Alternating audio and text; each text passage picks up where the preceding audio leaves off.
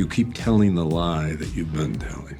Better Call Saul is back from its mid-season break, and it's a bloody beginning of the end for our, well, I'm not gonna call them our heroes, but you know. It's the clash of the titans finally between Lalo and Gus. Come with me, both of you.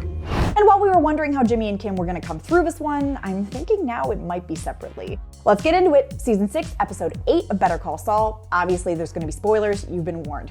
I'm Anna Rumor, and this is Pop Culture Social Call.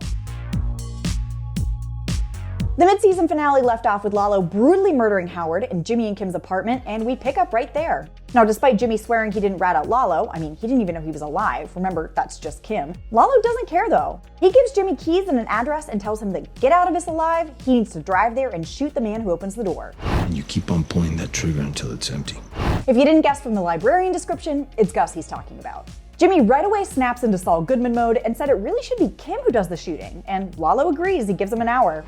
Clock's ticking, Mrs. Goodman. Now, Jimmy isn't throwing Kim under the bus like I first feared. He wants her out of the apartment with Lalo. Now, whether he thought that she would actually kill someone, I don't know. But it's better than what he's got going on back at the apartment. Now, luckily for Kim, Mike is always watching, and he grabs her when she gets to the house before anything goes down. But Lalo's also always watching, so when Mike and the guys get back to Jimmy's apartment, he's in the wind. It's time for the confrontation we've been waiting for all season, Lalo v. Gus, and we know Gus makes it to Breaking Bad.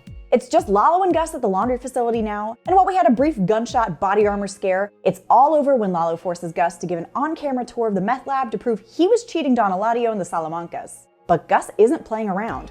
I understand. Blood for blood.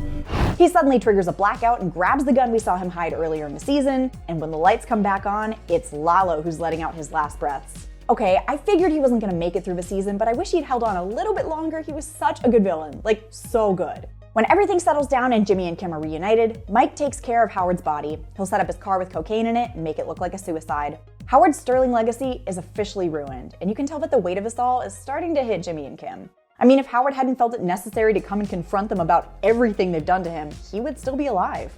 Not to mention, Kim hasn't told Jimmy yet that she actually knew Lalo was still alive this whole time, and she didn't trust him enough to tell him. I'm starting to see how this couple doesn't make it to Breaking Bad. We end with Howard's body getting dumped beneath the meth lab right alongside the man who killed him, but at least Mike offers this final kindness. Easy. And that's the mid-season premiere. I'm curious what you thought. Let me know in the comments. I kind of think they're sticking the landing. So like and subscribe. We'll be following the rest of the season. Then head over to popculture.com for the latest in entertainment news. Until next time, I'm Anna Rumor, and this is Pop Culture Social Call.